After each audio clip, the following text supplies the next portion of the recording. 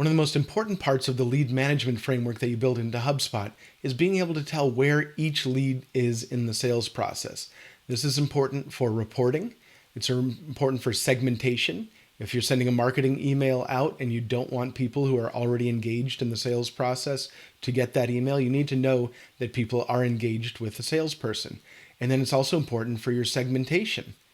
And now let's take it down one level and not just talk about people who are engaged, but let's say the call to action is to get people to book a meeting with a sales rep. You want to know who has a meeting booked on your schedule already. Now on the surface, that's not that easy to do in HubSpot, but stay tuned. I'm going to show you exactly the levers to pull to identify who has meetings booked with your team in the future.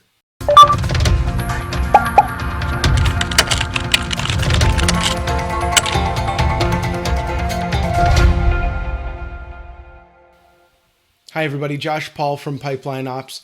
Today we're talking about being able to segment contacts in HubSpot by who has a meeting on the calendar with your team in the future. Not who's booked in the past, but who has something in the future.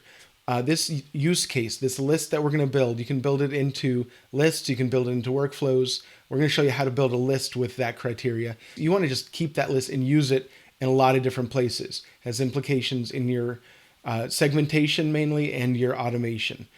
Let me give you a use case. If you're running a campaign, let's say a simple behavioral automation campaign, where if somebody comes back to your website, you want to shoot them a note to try to get them into a sales meeting with you. But you don't want that email to go out to people who are existing customers, because you don't need to bring them through the sales process like you would a normal lead. And let's say you don't want that email to go out to people who are engaged with your sales team and have a meeting booked on the calendar in the future. So next week, the week after, the next 30 days. I'm going to show you exactly how to do that in HubSpot. Okay, so I've gone to Contacts, Lists, and I'm going to create a new list here. We're going to call this Contacts with Meetings in the Next 30 Days. All right, now first I'm going to show you the way that you think you should do it in HubSpot and the way that it won't work in HubSpot. When you go into Activity Properties,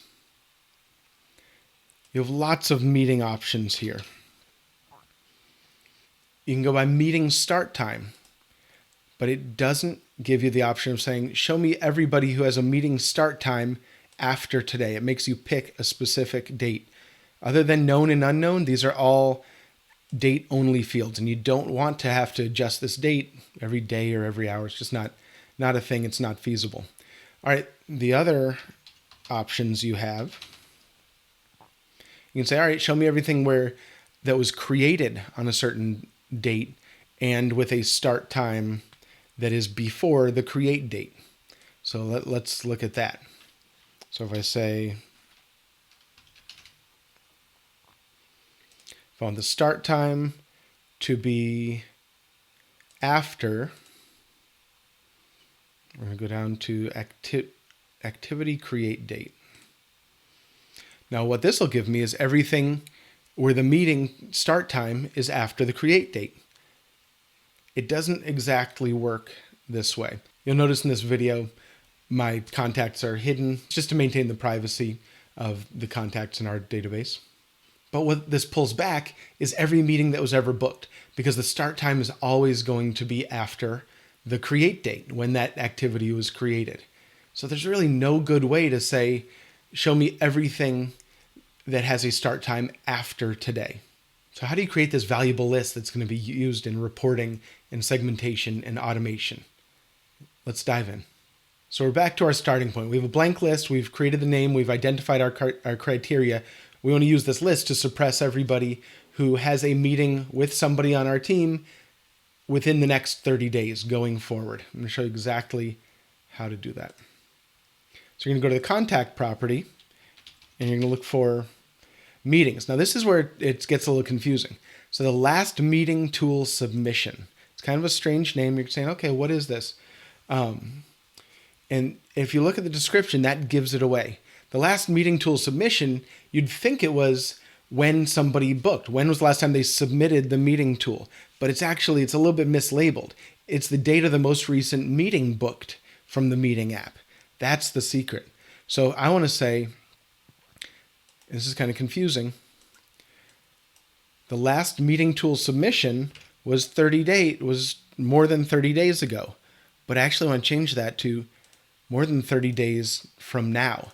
If I apply that filter and save that list, it's going to pull up all of my contacts that have meetings booked through HubSpot, through the meetings tool, on the calendar for the next 30 days out. You can change that to 7 days or 10 days or 14 days, whatever you need to for your specific automation.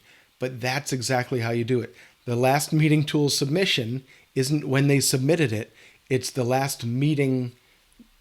It's the date of the meeting that they submitted for. It's the date that they picked to have the meeting.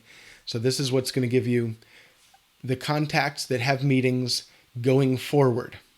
Now, the reason I'm teaching this today is to save you guys a lot of headaches. You're going to use this in your segmentation, which is then going to be used in your automation to prevent people who already have meetings scheduled with your sales team from getting your marketing campaigns, from getting your sales touches.